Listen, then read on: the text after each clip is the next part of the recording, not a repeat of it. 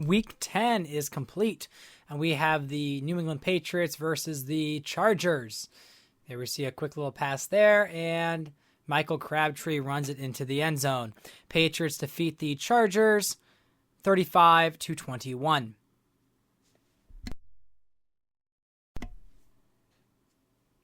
Then we got the Dallas Cowboys taking on the Houston Texans. The Battle of Texas.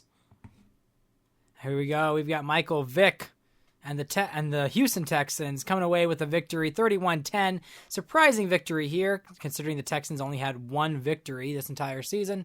They now get their second win, moving on to 2-7. Then we've got the next up, Green Bay Packers versus the New Orleans Saints. So we'll go to the action here. It is the Green Bay Packers with Paxton Lynch coming away with a big play there. Touchdown pass. There's Corey Davis, I believe. And so, with Lynch, they are on a major win streak. Green Bay gets the win over here in New Orleans. Then we got the Kansas City Chiefs taking on the Denver Broncos. This AFC West matchup. Yeah, Blake Bortles back to pass, throwing down the short pass there. And we see a fumble. And it's really the Denver Broncos who come away with the victory, forcing turnovers 24-21. Chiefs fall to 3-7 on the year. Then we got the Panthers versus the Buccaneers in the NFC South matchup.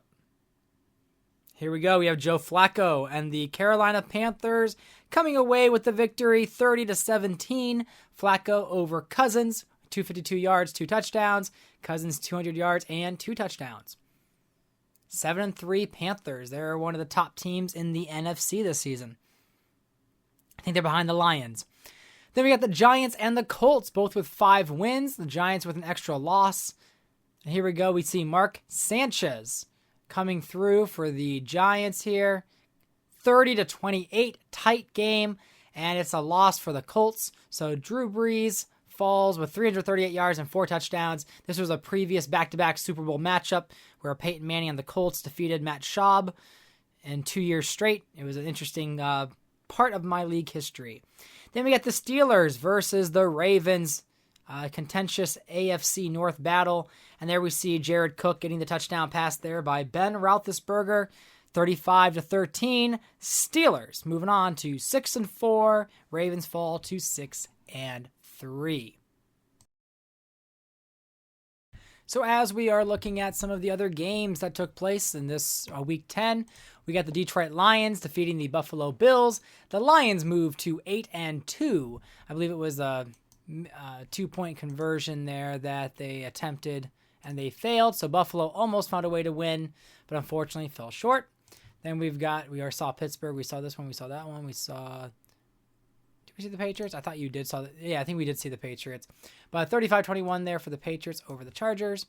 We've got the Jets over the Dolphins. So the Dolphins fall to 4-5, which is a much lower record than I expected for them this year. But they are in a very tough division. Newton with 325 yards, and that still was not enough. 66 yards and 1 rushing touchdown as well. Then we got the Bears versus the Falcons. The Chicago Bears with Carson Wentz, the rookie quarterback, falling 20-10. Garoppolo gets a win here. They move up to 4-6, not having the best season there in Atlanta. And then we've got the San Francisco 49ers defeating the Philadelphia Eagles 26-7. And so Bridgewater with 2 interceptions. He's been having a rough season. It has not been great for him. Let's see, 13. Oh, I guess he's 13-6. I guess it just feels like he's playing worse. They're only 4-5. So they picked up a little bit mid-year, but they're still struggling.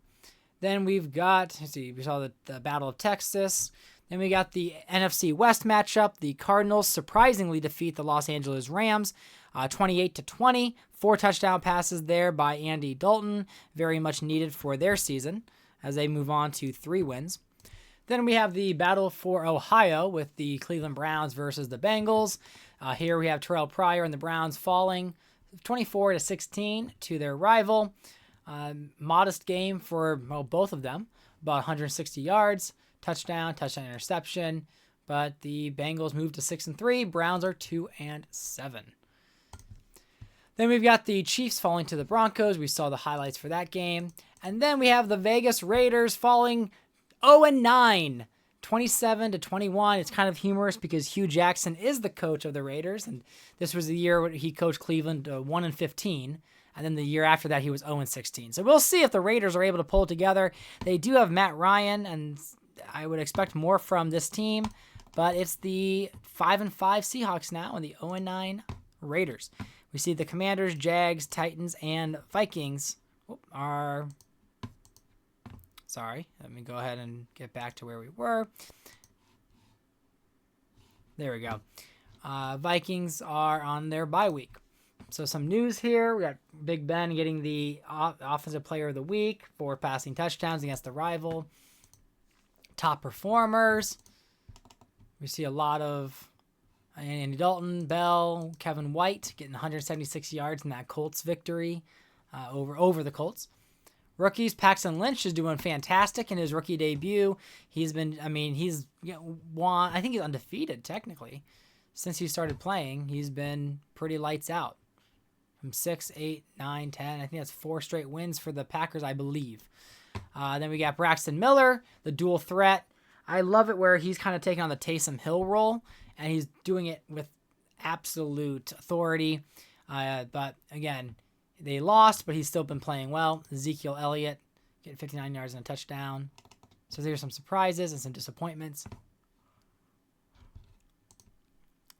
Injury report. I don't know if there's anything new here.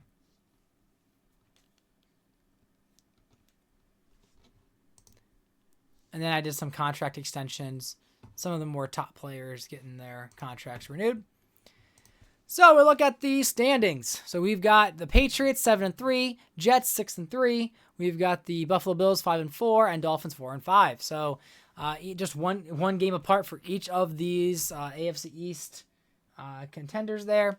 Then we've got the 6, and every team in the AFC North, is 6-3 except for the Browns.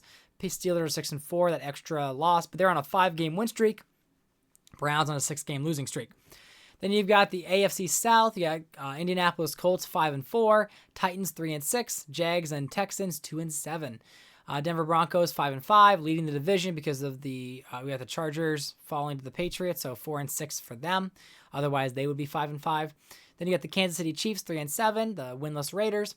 In the NFC East, you've got Commanders, Cowboys, and Giants, all with 6 wins, just like the AFC North, except the Eagles are 4-5. The NFC North has the best record in the league with Detroit Lions. Packers and Bears are right there with 6 wins, and the Vikings 5-4. The NFC South has the Panthers with the second best record in the NFC and tied for second best in the league. Tampa Bay Buccaneers 5-4, 4-6 Falcons, and then the Saints. Saints are not doing great, 3-7. They thought by getting their rival Blaine Gabbert as quarterback they'd do better, but unfortunately the answer was no. They're on a 5-game losing streak. Then you got the Rams, the Niners, and the Seahawks, all with 5 wins. Seahawks with an extra loss, and the Cardinals are 3-6. When we look at league leaders, we've got not league leaders, I'm going to go back to player stats.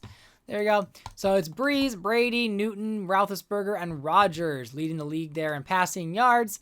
You've got touchdown leaders with Brady, Bortles, Rodgers, Carr, and Sanchez. You got interception leader is Matt Ryan with 18. It was pretty bad for the veteran. One reason why they're 0-9.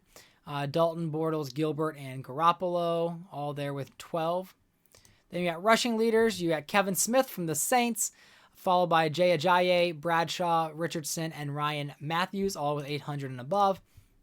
Touchdown leaders, you got Zeke and Ajayi with 9, and then Spiller, Gurley, Smith, Bernard, and Richardson, all with 8 rushing touchdowns.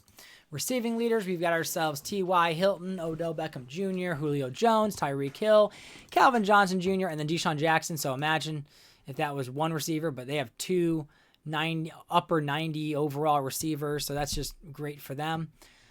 Touchdowns, we've got Hill and Jones with 12, and we got Odell Beckham with 11. Then we got several there. We got Gronk, Quick, Johnson Jr., Cooper, and Gordon, all with 8 receiving touchdowns. Tackle leaders, Kenny Phillips, Shamarko Thomas, Mosley, Carter, and Wagner. Sacks, we've got Fowler with 10 solo sacks, Morgan with 9, and then Ansah, Griffin, Tuitt, and Sidbury with 7, rounding up the tie for 2. Safeties have only been DeMarcus Lawrence and Jarrell Worthy. Forced fumbles, we had 3 from Donta Hightower, and then from Poe, Jordan, Alonzo, Kerrigan, Ryan, Kuechly, and Everett with 2. Fumble recoveries, just Hightower, Poe, and Hunter, a bunch with just 1. And then defensive touchdowns for like more like sack things were like Demario Davis, Daniel Hunter, and Merriweather. Interception leaders, we've got ourselves Mark Barron, Morgan, Landry, and Rhodes. Touchdowns here, we have a bunch of them with 1, so a lot of like pick sixes right here. Pass deflections, we got Robert Alford leading the way for the Dallas Cowboys. If we look at the draft order right now, it is the Raiders who are in the driver's seat for Myles Garrett. Texans, Browns, Jags, Chiefs are the top 5 picks in the draft. Chargers and the Titans are right neck and neck. Again, the Chargers acquired a first-round pick and a second-round pick from the Titans when they traded for Aaron Rodgers. So the Chargers get a lot of draft capital for Aaron Rodgers and Jared Goff, but it has not been going great for them this season as they only have their 4-6. Titans are 3-6 with Aaron Rodgers, so that's not much better for them. And there you go. That is the recap here in Week 10. I've already started on Week 11. Yeah, it's been a while since I put up a video, so thanks for your patience. I don't know if this is a series that you're just waiting desperately for a post, but thanks for watching the video. Again, this has been 14 seasons. I'm in year 15 to the 32-team franchise. Play every game, so hope you're enjoying it, and I will see you in the next video.